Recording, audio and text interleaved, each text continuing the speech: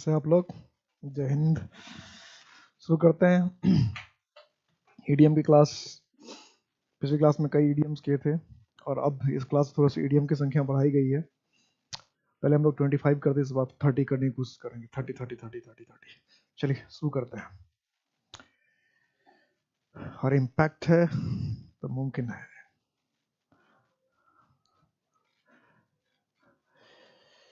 Burnt his fingers. He burnt his fingers by interfering in his neighbor's affair. पड़ोसियों के मामले में टांग अड़ाया तो क्या होगा, समझ सकते हैं। पड़ोसियों के मामले में टांग अड़ाया तो क्या होगा, आप समझ सकते हैं, कोई भी समझ सकता है। तो इसका क्या होगा? गॉट हिमसेल्फ इनटू ट्रबल, अपने आप को परेशानी में डाल लिया। बर्न्ट हिमसेल्फ, अपने आप को जला लिया। गॉट रिब्यूक, डांट फटकार सुन लिया। रिब्यूक मतलब क्या था? डांट। गॉट हिमसेल्फ इंसल्टेड, उसका खुद अपमान हो गया। तो गेट बर्न्ट वंस फिंगर का मतलब क्या? अपनी उंगली जला लेना। मतलब क्या होगा? अपने आप को मुसीबत में। अगर आप पड़ोसियों के मामले में ज़्यादा इंटरफेयर करेंगे तो आपको वैसे भी दिक्कत हो जाने वाली है। इसमें क्या होना चाहिए था? फर्स्ट ऑप्शन होना चाहिए था कि गॉट हिमसेल्फ इनटू ट्रबल, कि परेशानी में पड़ गया, मुसीबत में पड़ गया, दुखी हो गए, परेशान हो गए। तो ए होना चाहिए था, first option. With my limited means to think of buying a house in Mumbai is crying for the moon.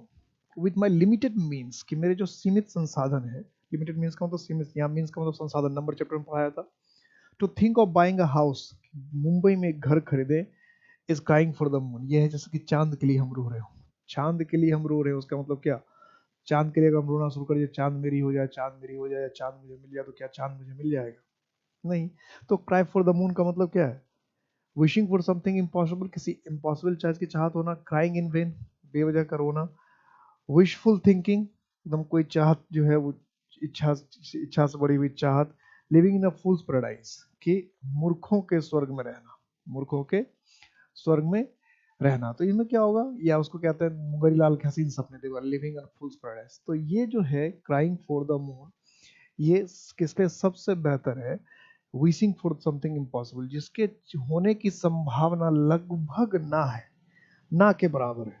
असंभव, किसी असंभव चीज की कल्पना करना। क्राई फॉर द मून का मतलब हुआ किसी असंभव चीज की चाहत रखना, किसी असंभव चीज की इच्छा रखना, किसी ऐसी चीज की इच्छा रखना जिसको पूरा कर पाना संभव ना हो, इसको कहते हैं क्राई फॉर द मून। ठीक है? किसी ऐसी चीज की चाहत रखना, किसी ऐसी चीज की इच्छा रखना जिसकी पूर्ति करना संभव नहीं हो, इसको कहते हैं cry for the moon.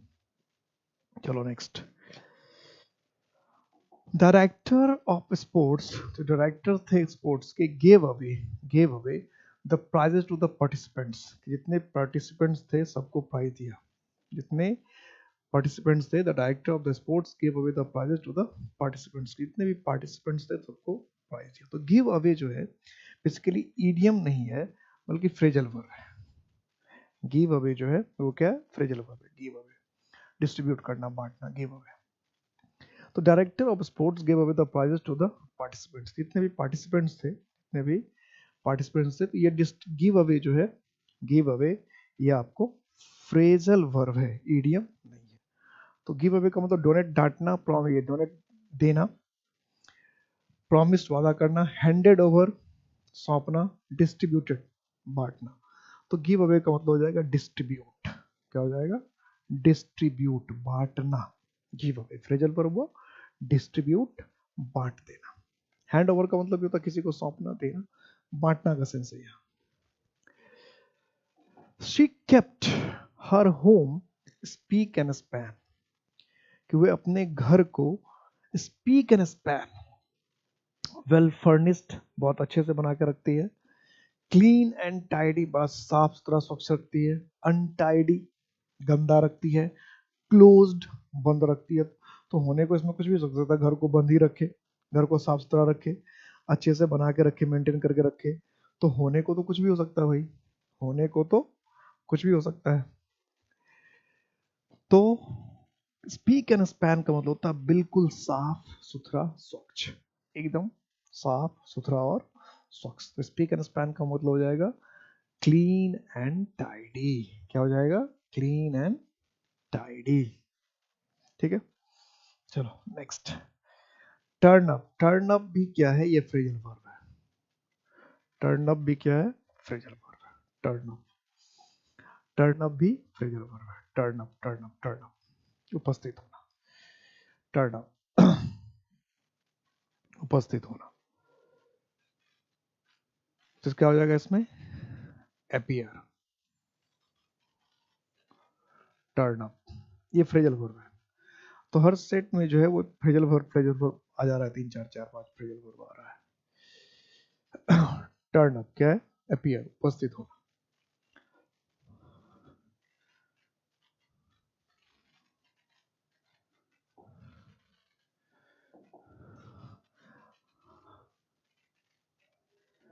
Bad blood, क्या हुआ? खून बुरा हो गया। बैड ब्लड, खून को बुरा कर दे। बैड ब्लड, बताओ क्या होगा बैड ब्लड? सोचो, गेस करो। अब सेंटेंस बना के तो पूछा नहीं है, सोचो बैड ब्लड क्या करना है। Bad blood, low blood pressure, feeling of love, बड़ा प्यार सा फीलिंग आए, फीलिंग ऑफ हैट्रेड, घृणा हो, नफरत हो, हाई ब्लड प्रेशर। तो समझ, सीधी सी बात है, दो ऑप्शन तो होना ही नहीं है, ये ऑप्शन होना ही नहीं है, ये ऑप्शन होना नहीं है। अब ब्लड बैड है तो फीलिंग ऑफ लव ये भी वैसे भी होना नहीं चाहिए, बैड ब्लड लव के साथ मैच नहीं कर रहा है। तो ऐसे सारे ऑप्शन को अगर हम देखें तो हमारे पास क्या ऑप्शन बच के आ रहा है? क्या? सिर्फ एक ही ऑप्शन बच के आ रहा है, क्या?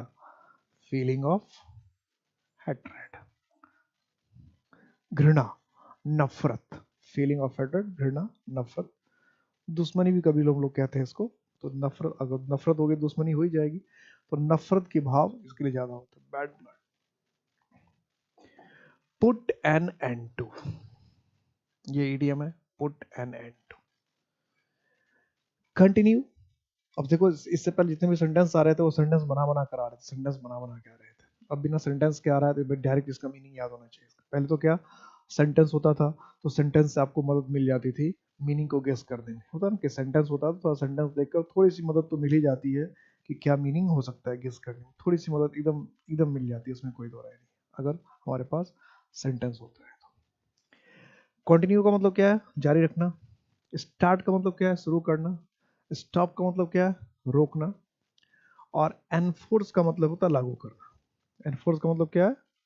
किसी चीज को लागू करना। एनफोर्स, लागू करना किसी चीज को। तो पुट एन एंड टू का डायरेक्ट अगर हमको मीनिंग पता होगा तभी कुछ बात बनेगी। तो पुट एन एंड टू का मतलब होता है समाप्त करना, खत्म कर देना। समाप्त कर देना, खत्म कर देना। तो इसके हिसाब से हमारे पास क्या ऑप्शन हो जाएगा? स्टॉप। क्या होगा? Stop, put an end to. तो देखिएगा, he put an end to the discussion. He put an end to the discussion, की डिस्कशन को उसने समाप्त कर दिया, खत्म कर दिया। Hail from, hail, to hail from, ये भी जो है फ्रेजल वर्ब है। टू हेल फ्रॉम जो भी है फ्रेजल वर्ब है। हेल फ्रॉम, अब इसका मीनिंग जरा गेस कीजिए क्या होगा? To hail from, call, पुकारना, receive, पाना, कम फ्रॉम, कहीं से आना, कहीं से पहुंचना, अराइव, पहुंचना। तो अब अगर इसके मीनिंग को हम देखें तो सारे मीनिंग तो हमें क्या लग रहे हैं? एक जैसे ही लग रहा है। नहीं, हेल्प फ्रॉम का सारा मीनिंग जो है क्या? एक जैसे। तो पुकारना, पाना, कम फ्रॉम, अराइव, तो सब लगता है एकदम प्यारा प्यारा सा सारा मीनिंग्स है। तो हिल फ्रॉम का मतलब होता है किसी जगह का होना। किसी जगह का होना मतलब किसी जगह से संबंधित होना, किसी जगह से। जैसे अगर मैं कहता हूँ कि मैं भारत से संबंधित हूँ, मैं भारत का हूँ, तो क्या मैं कहूँगा आई हेल फ्रॉम इंडिया। तो कहीं किसी जगह से संबंधित होना, किसी जगह से रिलेटेड होना, किसी जगह का वासिंदा होना, ये कहलाता है हेल्प फ्रॉम, निवासी होना किसी जगह। तो इससे क्या हो जाएगा? जैसे कहा आई हेल्प फ्रॉम इंडिया, तो आई कम फ्रॉम इंडिया। मैं क्या हूँ? मैं भारत से आता हूँ। मतलब क्या आना का मतलब ये कि भारत से चलकर आता हूँ, मैं भारत का मूल निवासी हूँ। जैसे तो वो भारत से आता है, वो बिहार से आता है, वो पंजाब से आता है, तो इसका मतलब वहाँ का निवासी होना। तो हेल्प फ्रॉम का मतलब हुआ कहीं का सिटीजन होना, निवासी होना, कहीं का सिटीजन होना या निवासी होना। A shot in the dark, a shot in the dark। Shot का मतलब वही तीर बंदूक चलाने का शूट करना होता है। और डार्क का मतलब अंधेरा, है ना? शॉट इन द डार्क का क्या मतलब होगा? और शॉट इन डार्क का क्या मतलब? अंधेरे में तीर चलाना हिंदी मीनिंग के हिसाब से देखे तो सिंपल सा मीनिंग निकल जाएगा, अंधेरे में तीर चलाना। हिंदी मीनिंग के हिसाब से तो ये निकलेगा, अंधेरे में तीर चलाना। तो टू बी वेरी वायलेंट, बहुत ज्यादा उग्र होना, हिंसक होना। An attempt to guess something, किसी चीज को गेस करने का प्रयास करना, अंदाजा लगाना। To love to go out, no adventures, to love to go out, यहाँ नो नहीं होना चाहिए था, यहाँ ऑन होना चाहिए था, ऑन एडवेंचर्स। कि मतलब जो साहस भरे काम होते हैं, जोखिम भरे काम होते हैं, उस पर जाना पसंद करना। Be able to work very quickly, कि बहुत तेजी से काम करने की कोशिश करना। तो इसमें सबसे बेहतरीन ऑप्शन क्या लग रहा है? An attempt to guess something, है ना, बी। कि किसी चीज को गेस करके अंदाज लगाने का, तो अंधेरे में तीर छोड़ना। शॉट इन द डार्क का हिंदी में क्या? अंधेरे में तीर छोड़ना। तो अंधेरे में तीर छोड़ा का मतलब क्या? कि अपने तरफ से गेस लगाना, तुक्का मारना। तुक्का मार रहे, कहीं लग जाए तो लग जाए। तो तुक्का मारना, अंधेरे में तीर छोड़ना का मतलब हो गया तुक्का मारना, अपने तरफ से गेस करना। तो क्या हो जाएगा? An attempt to guess something, किसी चीज का अंदाजा लगाना, तुक्का मारना। In a nutshell, in a nutshell, in a nutshell।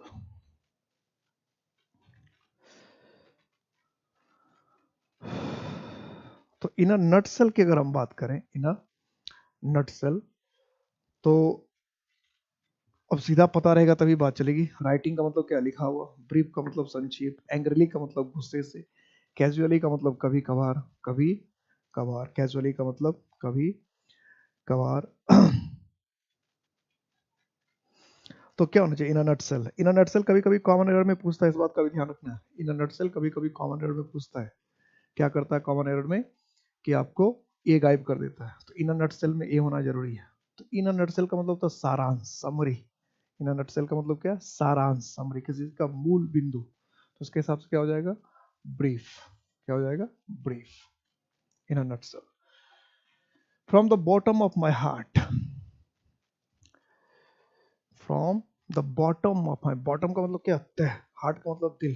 तो दिल की तह से, दिल की गहराई से, दिल के एकदम तह से, दिल की बिल्कुल गहराई से। From the bottom of my heart.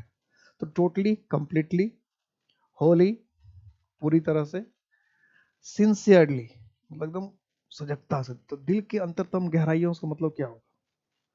कि एकदम गहराई से, बिल्कुल ईमानदारी से, बिना किसी छल कपट के। तभी तो from the bottom of my heart, दिल की गहराइयों से।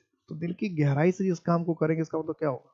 उस काम में धोखा, फरेब, छल वगैरह नहीं होगा। तो इसलिए from the bottom of once heart का मतलब क्या हो गया? सिंसियरली, कि बहुत दिल से किसी काम को करना, बहुत सावधानी से, बहुत लगाव से, बहुत जुड़ाव से, बहुत सजगता के साथ, बहुत सजगता के साथ किसी काम को अंजाम देना, है ना।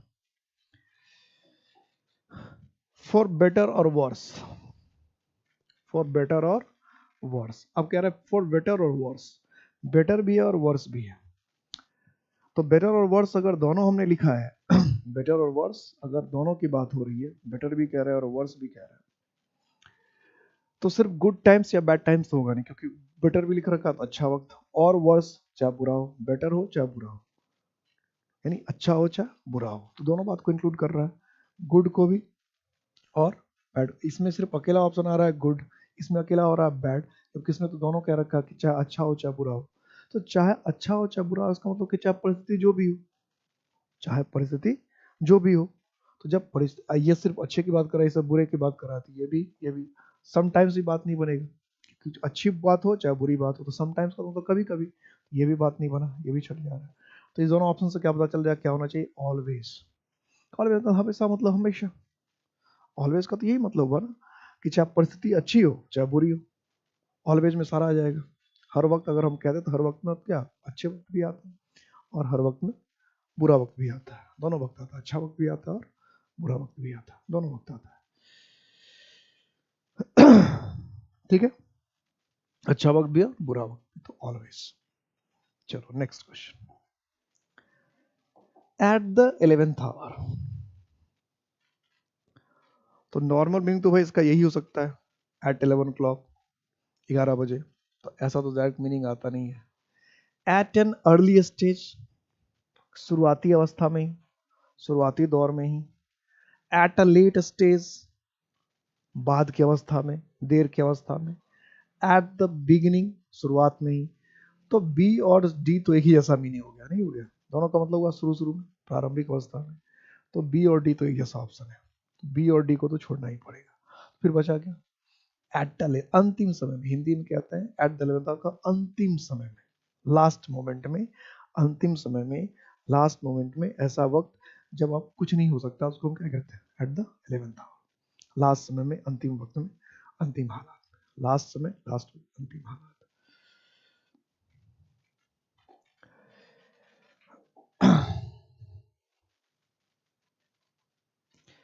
He did me a good turn by recommending for the post of principal.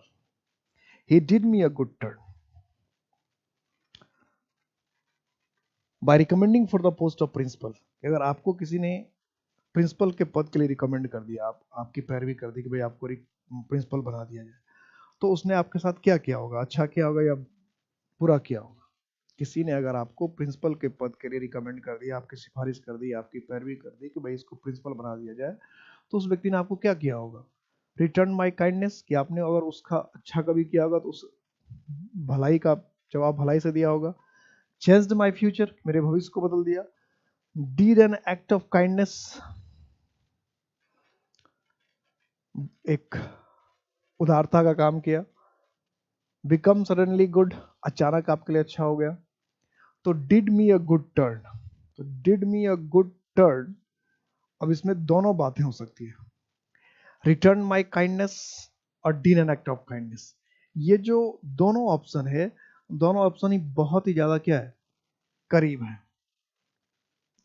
तो जरा आप सोचिए क्या होगा? दोनों ही ऑप्शन इसके बहुत करीब है, क्या होना चाहिए बताइए?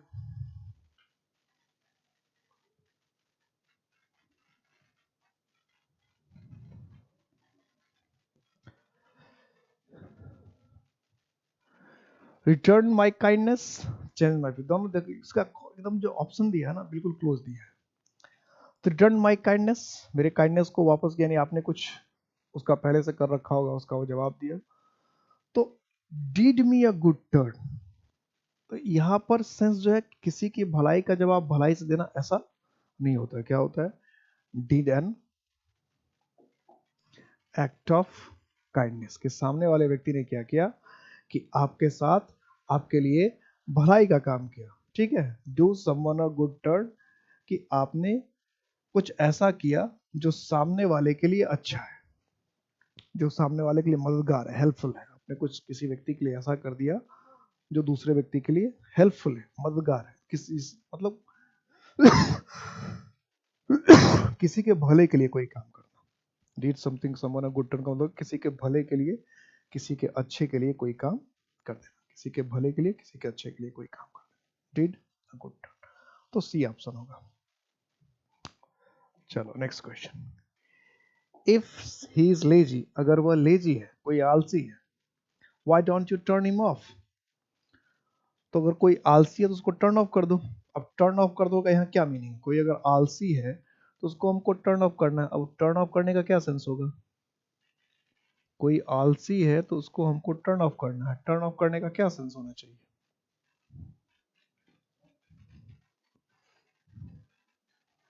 कोई आलसी अगर है तो उसे हम टर्न ऑफ करें, भाई टर्न ऑफ करने का क्या सेंस? चेतावनी दें, स्कॉल्ड, डांटें, पनिश, सजा दें।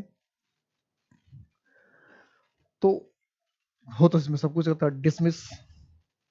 तो अगर आलसी है तो वो चेतावनी से तो आलसी कोई ठीक नहीं हो जाएगा, डांटने से भी आलस किसी का चला नहीं जाएगा। तो अगर अब हमें पता चल गया कि सामने वाला आलसी है, वो काम करना ही नहीं चाहता है, देखो यहाँ लेजी लिखा है, इसका मतलब जो है वो है, अब उसमें बदलाव होने की संभावना कम है। तो बदलाव होने की संभावना कम है तो उसको क्या करना चाहिए? टर्न ऑफ, यानी बाहर ही निकाल देना चाहिए। तो बेहतर ऑप्शन क्या होगा? डिसमिस। क्या होना चाहिए? Dismiss, turn off. वैसे भी टर्न ऑफ का मतलब क्या होता है? बंद कर देना, रोक देना। टर्न ऑफ जैसे टेलीविजन है, किसी भी चीज को हम टर्न ऑफ करते हैं, टर्न ऑफ करने का मतलब बंद करना, समाप्त करना, रोक देना। तो डिसमिस कर देना, नौकरी से निकाल देना, बाहर कर देना। हैविंग वॉक 20 माइल्स, कि 20 माइल्स अगर आप चलेंगे, I am feeling quite done up, कि 20 मील चलने के बाद आप कैसा महसूस करेंगे? एनर्जेटिक, 20 मील चले उसके बाद क्या और ज्यादा एनर्जी आ गया, सवाल ही नहीं उठता है।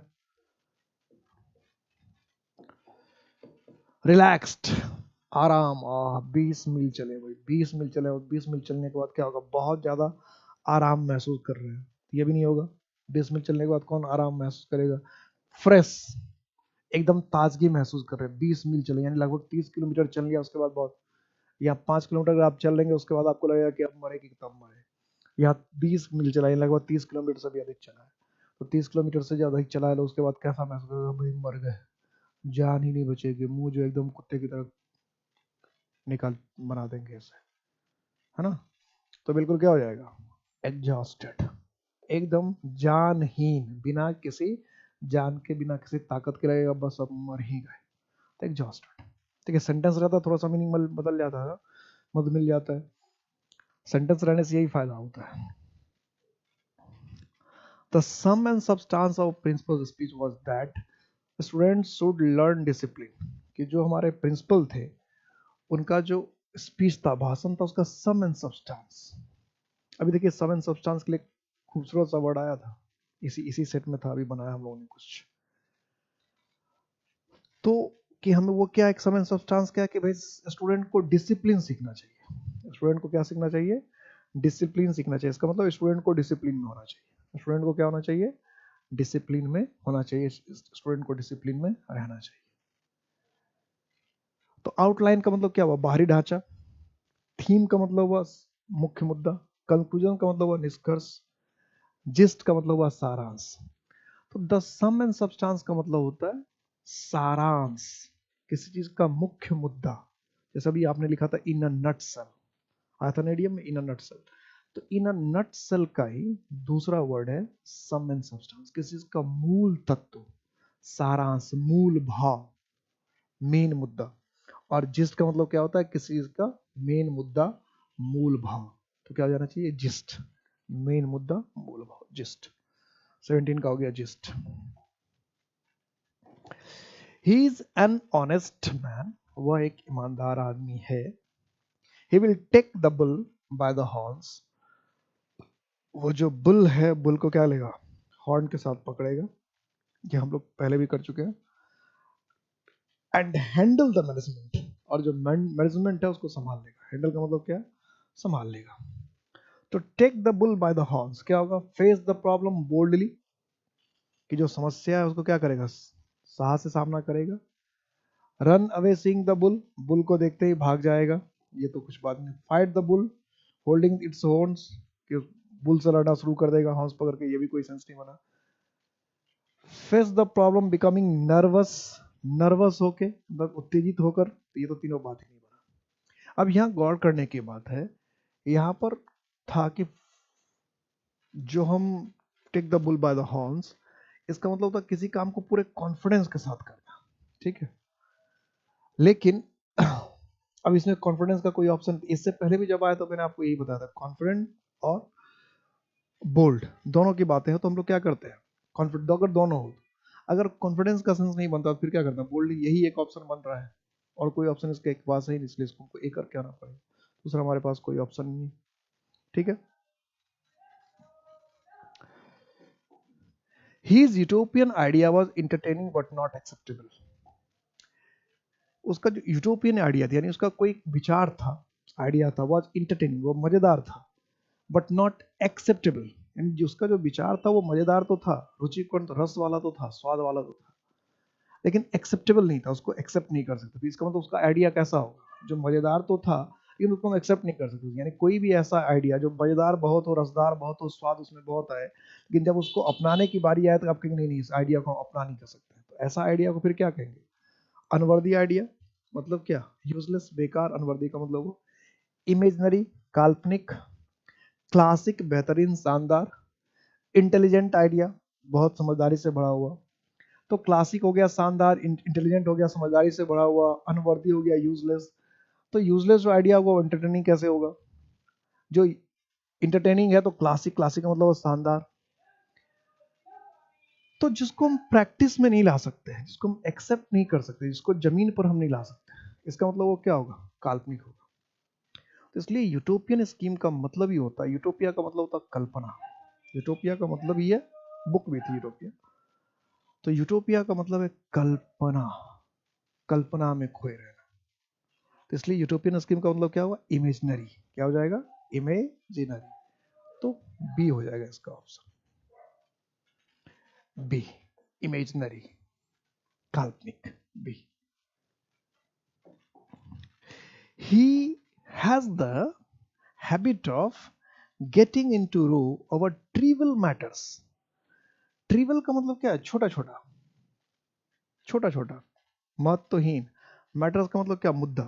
कि छोटी छोटी बातों पर वो क्या होता है, he has the habit of getting into the, तो छोटी छोटी बातों में रूम में आ जाता है। अभी रूम में आने का मतलब क्या, छोटी छोटी बातों में कतार में लग जाता है, पंक्ति में लग जाता है। गेटिंग अ राइट पाथ, कि सही रास्ते पर चला जाता है छोटी छोटी मुद्दों पर। गिविंग अनवांटेड एडवाइस, कि बिना चाहे एडवाइस देना लगता है, बिना मांगे एडवाइस देने लगता है। सीकिंग द हेल्प, किसी की मदद चाहने लगता है। पिकिंग अप फाइट, झगड़ने लगता है, छोटी छोटी बातों पर वो छोटे छोटे मुद्दे पर भी झगड़ने लगता है। तो he has the habit of. अब इसमें सारे में से बेहतर ऑप्शन क्या बन रहा है भाई, तो बन रहा है पिकिंग अप फाइट। कि छोटी छोटी बातों पर, बहुत छोटी छोटी बातों पर क्या होता है, झगड़ने लगता है, बहुत छोटी छोटी बातों पर भी झगड़ने लगता है। A small fry, फ्राई मतलब क्या, तलना, भूजना समझते हैं, तलना। स्मॉल का मतलब छोटा। तो स्मॉल फ्राई का क्या मीनिंग निकाले भाई, अनइम्पॉर्टेंट, महत्वहीन, वीक, कमजोर, लिटिल, ना के बराबर, इंपॉर्टेंट, महत्वपूर्ण।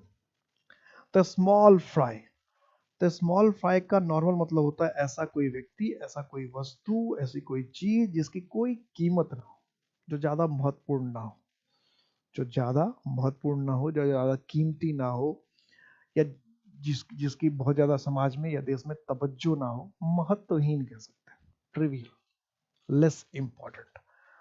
तो फिर तो इसके हिसाब से ऑप्शंस आ ही गया, पहला ही ऑप्शन हो जाएगा क्या, अनइम्पॉर्टेंट। क्या हो जाएगा, unimportant. Next, to not lose your head in public. अब क्या करें, इन पब्लिक का मतलब सार्वजनिक रूप से। तो सार्वजनिक जगहों पे जाके हम अपना दिमाग जो है वो खत्म कर दें, ऐसा ऐसा कहना चाहता है लूज योर हेड। कि सार्वजनिक जगहों पर जाके अपना दिमाग हम उड़ा दें, खत्म कर दें, ऐसा कुछ कहने से चाह रहा है क्या, ऐसा कुछ कहने का सेंस आ रहा है क्या। To not lose your head in public. तो गेट एंग्री, गुस्सा होना। गेट अ हेडेक, सिर दर्द हो जाना। बी एम्बैरेस्ड, एम्बैरेस्ड वर्ड तो कई बार स्पेलिंग करेक्शन में पूछता है। एम्बैरेस का मतलब क्या था, असमंजस में पड़ जाना, उलझन में पड़ जाना, उधेड़बुन में पड़ जाना। शेव योर हेयर, कि अपने बाल ना कटवाएं। तो क्या होना चाहिए था, तो do not lose your head in public. तो लूज योर हेड का मतलब क्या हुआ, अपना आपा खोना, अपना नियंत्रण खोना। लूज योर हेड का मतलब क्या, अपना आपा खोना, अपना नियंत्रण खोना। तो अपना आपा खो रहे, अपना नियंत्रण खो रहे, इसका मतलब क्या, गुस्सा हो रहा है। ठीक है, अपना आपा खो रहे, अपना गुस्सा, अपना नियंत्रण खो रहे। तो इसलिए क्या होना चाहिए, बेस्ट ऑप्शन क्या होना चाहिए कि भाई सार्वजनिक तौर पर गुस्सा अपना हो। देखिए सार्वजनिक तौर पर जब सबके सामने रहेंगे, घर में आपने कई बार देखा गुस्से वाली बात पर भी, अगर घर में 4 लोग रहते हैं तो लोग गुस्सा नहीं करते, मुस्कुराने लगते हैं और बाद में फिर हिसाब किताब होता है। तो जब 4 लोग होते हैं, पब्लिक है, तो हम लोग क्या करते हैं, गुस्सा दिखाने की कोशिश नहीं करते हैं, गुस्सा दिखाने की कोशिश नहीं करते हैं। तो get angry, lose one side का मतलब क्या है, get angry. A good sportsman can not afford to have a fit of the blues before the game. कि कोई भी एक अच्छा अगर स्पोर्ट्समैन खिलाड़ी है, तो खेल के पहले वो फिट ऑफ द ब्लूज पसंद नहीं करेगा, या बर्दाश्त नहीं करता। एफर्ट का मतलब क्या हुआ, बर्दाश्त करना, झेलना, सह पाना। तो खेल के पहले उसको फिट ऑफ द ब्लूज जो है बर्दाश्त नहीं कर पाएगा, झेलने। तो फिट ऑफ द ब्लूज का क्या मतलब, कि जब गेम होना है उसके ठीक पहले जो है वो बर्दाश्त नहीं कर पाएगा। किस चीज को बर्दाश्त नहीं कर पाएगा, स्टेरॉइड्स और ड्रग्स। भाई स्टेरॉइड और ड्रग्स को लेकर तो कई लोग जाते हैं। डिप्रेशन, डिप्रेशन का मतलब क्या है, उदासी का भाव। स्टिमुलेंट्स, तो रेस्टोरेंट ड्रग्स तो स्टिमुलेंट्स ही होता है, दोनों तो एक ही चीज है। इंटरटेनमेंट, इंटरटेनमेंट का मजा, इसमें क्या दिक्कत है भाई।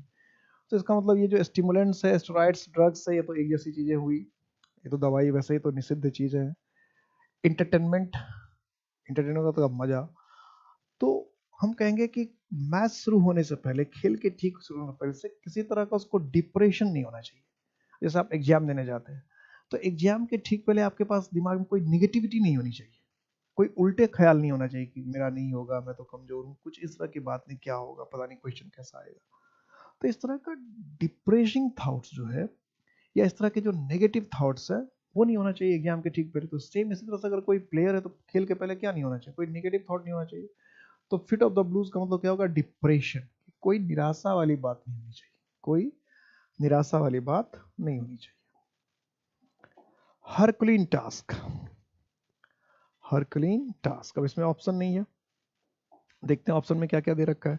अ task which requires enormous courage, जिसमें बहुत ज्यादा साहस की जरूरत होती है। A task which requires great effort, जिसमें बहुत ज्यादा प्रयास की जरूरत होती है। A task which requires little effort, जिसमें किसी प्रयास की जरूरत ही नहीं होती। A task which requires a lot of patience, और ऐसा काम इसमें बहुत धीरज की आवश्यकता होती है। देखिए पहला, दूसरा और चौथा ऑप्शन जो है बहुत ही क्लोज करने की कोशिश किया गया है ना, बहुत ही नजदीक लाने की कोशिश की गई है। तो इसमें जो बेटर हरकुलिन टास्क का मतलब हुआ एक बहुत मुश्किल काम। तो जो काम बहुत मुश्किल होता है, विशाल होता है, तो जो काम बहुत मुश्किल है, बहुत मेहनत का काम है, उस काम को हम लोग कहते हैं हरकुलिन टास्क। तो इसलिए इसके हिसाब से अगर हम मीनिंग देखें तो इसका मीनिंग क्या होना चाहिए, अ टास्क जिसके पास ग्रेट एफर्ट, कि जिसको प्रयास, जिसको करने के लिए बहुत ज्यादा मुश्किल काम में प्रयास ज्यादा करना पड़ता है। एक तो होता है डरावना काम, तो कोई डरावना काम, उसमें करेज करना चाहिए, करेज चाहिए। कोई कोई ऐसा भयानक काम हो, डरावना काम हो, भले वो जरूरी नहीं है, लेकिन काम डरावना, तो उसके लिए करेज चाहिए। लेकिन कोई काम अगर बहुत मुश्किल है, कोई काम अगर बहुत मुश्किल है, डरावना नहीं है, भयानक नहीं है, काम बहुत मुश्किल है, तो उसके लिए हमें क्या चाहिए, फिर हमें ढेर सारा एफर्ट चाहिए, प्रयास लगाना पड़ेगा, बहुत प्रयास करना पड़ेगा, तब जाकर हम क्या कर सकते हैं, किसी मुश्किल काम को कर सकते हैं। तो हरकुलिन टास्क का मतलब है मुश्किल काम। और कोई अगर मुश्किल काम है तो उसे करने के लिए हमें बहुत ज़्यादा एफर्ट की जरूरत पड़ती है। ठीक है, करेज की जरूरत हमें उसे पड़ती है, जो जैसे कोई काम ऐसा है जिसको समाज सही नहीं मानता है, समाज गलत मानता है या दुनिया गलत मानती है, तो उस तरह के काम को करने के लिए फिर आपको करेज चाहिए। लेकिन कुछ ऐसा काम जो बहुत मुश्किल है, डिफिकल्ट है, उसे करने के लिए हमें ढेर सारा प्रयास चाहिए, मुश्किल काम को करने के लिए। जैसे कोई आईएएस की तैयारी करता है, तो आईएएस की तैयारी करने के लिए कोई साहस की जरूरत नहीं है कि भाई कोई तैयारी नहीं करता, हम करेंगे तो हम साहस की, उसमें आईएएस की तैयारी करना चाह रहे हैं तो आपको एफर्ट की जरूरत है, प्रयास करने की जरूरत पड़ेगी। आप पीएम बनना चाहते हो, उसमें साहस की जरूरत नहीं है, एफर्ट लगाना पड़ेगा, बहुत मुश्किल काम, आपको बहुत ज्यादा प्रयास करना पड़ेगा। लाइक वाइल्ड फायर, ये तो कई बार आ चुका है, तो इसमें तो कोई दिमाग लगाने की जरूरत ही नहीं है। जंगल की आग की तरह, यानी बहुत तेजी से, तो पहला ही इसका ऑप्शन है रैपिडली। क्या हो जाएगा, रैपिड, तो देखते ही बन गया होगा। पार्सली का मतलब तो अंशतः थोड़ा बहुत, हियर एंड देयर, यहाँ वहाँ, स्लोली, धीरे धीरे। तो जंगल की आग तो बहुत तेजी से फैलती है, तो देखते ही बनने वाला क्वेश्चन था, इससे पहले भी हम लोग बना चुके हैं wildfire. To look into, ये भी क्या है, फ्रेजल वर्ब है, इसको भी हम लोग बना चुके हैं। लुक इनटू, ये भी फ्रेजल, ये फ्रेजल वर्ब है, इसको भी हम लोग पहले से डिस्कस कर चुके हैं, इसमें कुछ ज्यादा समस्या वाली बात नहीं है। लुक इनटू का मतलब क्या होगा, जांच पड़ताल करना, जांच पड़ताल करना, तो क्या हो जाएगा, इन्वेस्टिगेट। क्या हो जाएगा, इन्वेस्टिगेट। पीप का मतलब क्या होता है, झांकना, पीप मतलब हुआ झांकना, और इन्वेस्टिगेट का मतलब जांच पड़ताल करना। टू एग ऑन, तो एग ऑन का मतलब होता है किसी को, इसमें तो कोई ऑप्शन दे ही नहीं रखा, तो सीधा सीधा पता होगा तभी बात हो। टू आस्क का मतलब पूछना। टू वार्न, वार्न का मतलब चेतावनी देना। टू अर्ज का मतलब क्या, उसको उत्साहित करना, प्रेरित करना। एडवाइस का मतलब सलाह देना।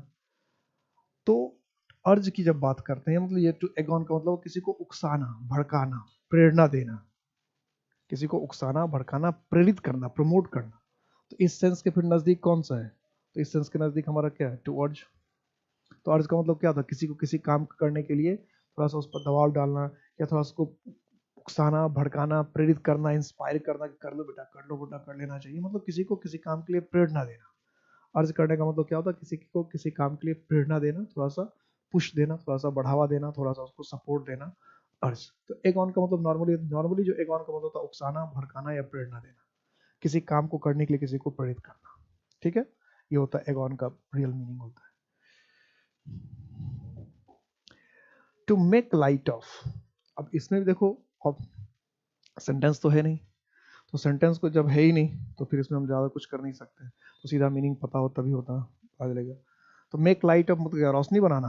तो लाइट का एक मतलब तो रोशनी भी होता है, तो उसके हिसाब से देखें तो मेक कैंडल्स का मतलब कैंडल जलाना, मेक कैंडल बनाना, तो सीधा मीनिंग हो गया। तो लाइट ऑफ फायर, ये भी सीधा सीधा मीनिंग होता है कि भाई आग जलाना। ब्रिंग लाइट इनटू लाइफ, जीवन में रोशनी या प्रकाश लाना, ये भी हो, ये थोड़ा सा मीनिंग लग रहा है कि हो सकता है। और ट्रीट एज अनइम्पॉर्टेंट, किसी को महत्वहीन या तुच्छ समझना। तो लाइट का मतलब हल्का भी होता है, ये भी ध्यान रखना, लाइट का मतलब हल्का भी होता है। तो अगर उस हिसाब से देखें तो मेक लाइट ऑफ का मतलब क्या होगा, किसी को हल्का बना देना। और वैसे अगर मीनिंग निकाले तो फिर क्या निकलेगा, ट्रीट एज अनइम्पॉर्टेंट, तो यही मीनिंग होगा। 28 का क्या होगा, टू ट्रीट एज अनइम्पॉर्टेंट, किसी को महत्वहीन या तुच्छ समझना, किसी को महत्वहीन या तुच्छ समझना, वैल्यूलेस समझना। The project is carried over to this year, कि जो प्रोजेक्ट है इस साल भी आ गया। And we need to keep the ball rolling, कि प्रोजेक्ट पिछले साल स्टार्ट हुआ, इस साल भी चल रहा है, तो अब इस प्रोजेक्ट को क्या करें, बंद कर दें, चलाए रखें, जारी रखें, और बेहतर करें, और अच्छा करें, क्या होना चाहिए, क्या होना चाहिए। तो कीप द बॉल रोलिंग, तो कीप द बॉल रोलिंग का मतलब हो जाएगा टू कंटिन्यू द वर्क, कि भाई प्रोजेक्ट जो है इस साल भी आ गया, तो अभी इस साल आ गया तो क्या कर, खत्म कर दें। ऐसा नहीं होगा ना, अभी इस साल भी चल गया तो क्या करें उसको जारी, या तो क्या होगा कि इस साल आ गया तो बंद कर दे, मोर इन्फॉर्मेशन टू बेटर, और अच्छा करें, न्यू स्टडी, नए स्टडी लाए। तो कीप द बॉल रनिंग का मतलब क्या है, इसका मतलब जो काम था उस काम को करते रहे, बंद नहीं करे, कि प्रोजेक्ट जो है तो लंबा चला होगा, थोड़ा सा और प्रोग्राम की जरूरत होगी, थोड़ी सी और प्लानिंग की जरूरत होगी, थोड़ा सा और चलता रहे, टू कंटिन्यू द वर्क, कि वर्क को कंटिन्यू करते रहे।